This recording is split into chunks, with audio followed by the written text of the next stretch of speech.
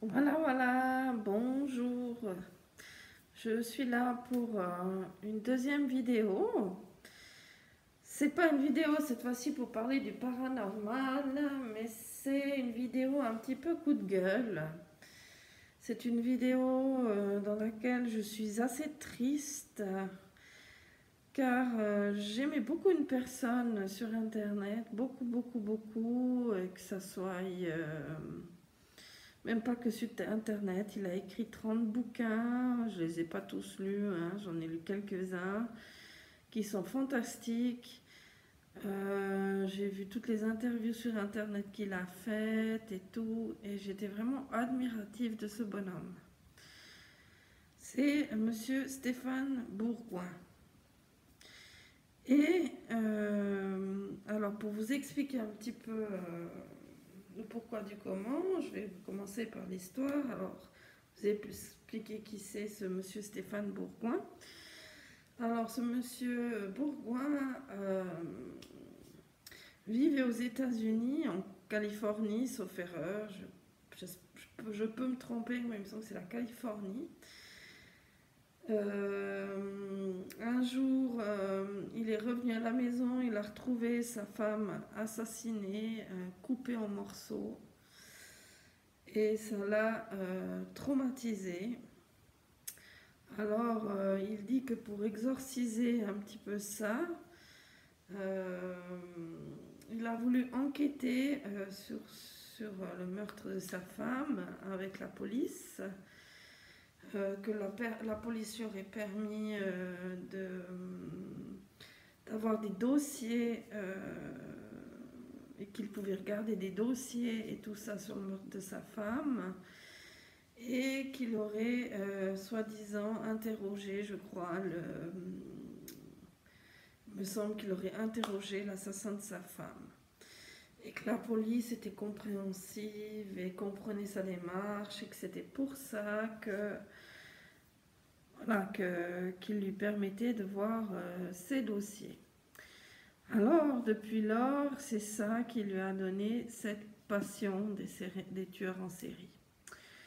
Alors, il dit qu'il a interviewé 77 tueurs en série, il a écrit 30 livres, euh, enfin, voilà, il a fait beaucoup, beaucoup de grandes choses. Mais il s'est avéré qu'un petit groupe de 8 personnes, maintenant ils sont 7, c'est 4 œils corporations, qui ont enquêté sur lui parce qu'il y avait des choses entre interviews qui concordaient pas, même pas du tout, que moi-même j'ai pas remarqué parce que d'une interview à l'autre, ben voilà, pour moi c'était pas flagrant. Vous allez peut-être dire que je suis stupide, mais c'était pas flagrant quoi. Je regardais pas non plus une interview derrière l'autre, où là j'aurais peut-être pu avoir le déclic puis dire mais il a raconté ça dans notre interview et tout, ça joue pas. Et c'est vrai qu'en regardant de plus près, il y a souvent, il racontait des histoires, mais pas les mêmes dans d'autres interviews. Alors eux, pendant une année, ils ont enquêté sur lui. Il s'est avéré qu'il n'a jamais eu de femme assassinée, coupée en morceaux. Donc ça m'a beaucoup, beaucoup, beaucoup choqué. Ça m'a énormément choqué pour toutes les vraies victimes. On va pas s'inventer une femme déchiquetée par un tueur en série. Alors là, il a dit oh mais non, j'ai dit ça, c'était pour cacher l'anonymat d'une dame. En fait, c'est une serveuse que j'ai rencontrée, qui se prostituait pour avoir un petit peu d'argent, pour continuer ses études.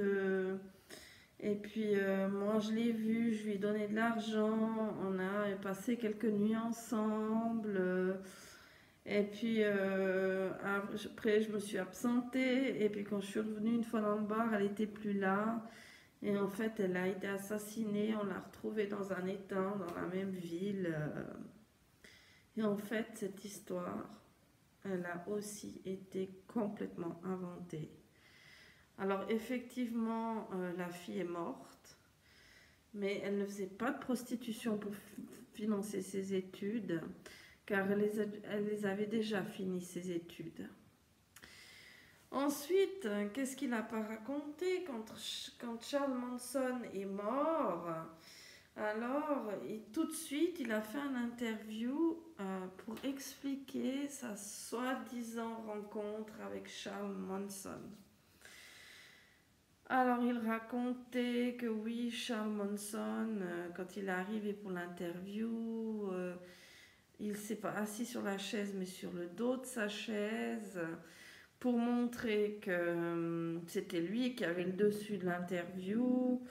Alors, Stéphane Bourgoin raconte que lui-même s'est aussi assis sur le dos de sa chaise pour montrer que non, qu'il n'était pas comment dire, la personne qui dirigeait cette interview, mais que c'était lui qui dirigeait cette interview. Puis Charles Manson aurait rigolé, aurait dit ok d'accord, je m'assois, et lui s'assoit. Mais en fait, c'est pas vrai. Il n'a jamais rencontré Charles Manson. Jamais. Il a pris tous ces détails d'un livre d'un mec américain, je me rappelle plus son nom, faudrait que je le recherche puis je le marquerai dans les commentaires si je le retrouve. D'un américain qui est aussi profiler pour la police, sauf erreur, et que lui a rencontré une trentaine, je crois, de tueurs en série, et puis que voilà. Lui, c'est un professionnel. Vu que c'est un profiler, c'est un professionnel, pas Stéphane Bourgoin. Et puis, voilà, j'en étais. Alors, il a repris tout ce que cet Américain a marqué dans son livre. Il l'a repris et il l'a mis dans sa vie à lui. Alors après, pour s'expliquer, il a dit non, effectivement, j'ai jamais rencontré Charles Manson. Ah, mais je l'ai vu 5-10 minutes. Je l'ai croisé comme ça quand j'étais en prison pour interroger un grand serial killer aussi. Celui qui fait 2 mètres de haut, j'ai ma mémoire qui me joue des tours. Mon Dieu, je ne sais plus le nom de nouveau. Mais en fait, c'est un... Ah, attendez. Que je réfléchisse. Bref, c'est pas grave. Je noterai tout ça en barre d'infos.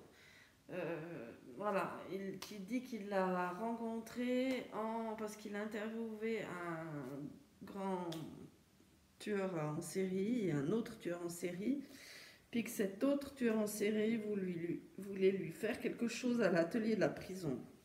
Et que c'est là qu'il a rencontré Charles Manson, que soi-disant il a discuté quelques minutes avec Charles Manson parce que l'autre tueur en série a dit hey Charles, viens voir qui j'ai là, je suis sûre que ça t'intéresserait de parler avec lui, et blablabla. Alors, soi-disant, ils auraient parlé 5 à 10 minutes, 5, 10, 15 minutes, je ne sais pas, avec lui. Mais ils ont encore démenti ça, car Charles Manson avait déjà changé de prison au moment où Stéphane Bourgoin avait fait l'interview de l'autre serial killer. Alors voilà, je suis vraiment déçue. C'était quelqu'un que j'aimais beaucoup. C'était quelqu'un, si j'avais pu acheter j'aurais acheté tous les livres. Mais maintenant, je vais acheter plus rien parce que franchement, pour lire des mensonges, c'est pas la peine. Et alors, je ne vous demande ce que je vous demande pas, c'est d'aller faire des commentaires si quelqu'un voit cette vidéo, faire de mauvais commentaires sous ces interviews. Alors ça, je veux absolument pas, parce que même moi, je l'ai pas fait. malgré que je sois très déçue, je comprends quand on est très très déçu, on voudrait s'acharner, mais je crois qu'il a déjà assez d'ailleurs il le dit, qu'il est harcelé pour le moment, et il a tout qui est gâché parce devait faire une tournée en France, et voilà, sortir des BD, je crois, bon, les BD, alors ça, je suis pas tellement pour ces BD, parce que c'est vraiment des BD qui racontent le calvaire qu'ont vécu les filles qui ont été enlevées par Fourniret. Ça raconte les histoires de Fourniret, puis ça c'est un peu glauque. Enfin voilà, il avait toute une tournée pour promouvoir ses livres, ses BD, tout ça, et des interviews, et voilà quoi. Maintenant, il doit se justifier, il est harcelé sur Facebook, Instagram et tout ça. Ma foi, hein, je voudrais dire la roue tourne. Un mensonge au bout d'un moment se sait toujours, on apprend toujours quand on ment. Même si c'est pas tout de suite là qu'on apprend la vérité, c'est plus tard. Donc voilà, je suis vraiment très déçue que Stéphane Bourgoin soit un imposteur, entre guillemets, parce que j'admirais son travail et je trouvais son histoire poignante, triste, l'histoire de sa femme. Et en fait, c'est pur mensonge. Donc je suis vraiment, vraiment, vraiment très, très déçue. Dites-moi ce que vous en pensez de cette histoire en commentaire et je répondrai. Et je vous souhaite une belle journée malgré tout. Moi j'ai toujours mon bonnet d'hiver avec ma petite robe d'été. C'est le fashion faux pas idéal. Mais comme ça je garde encore mon anonymat. Voilà. Alors je vous souhaite une bonne soirée et à bientôt dans Mimi l'étrange.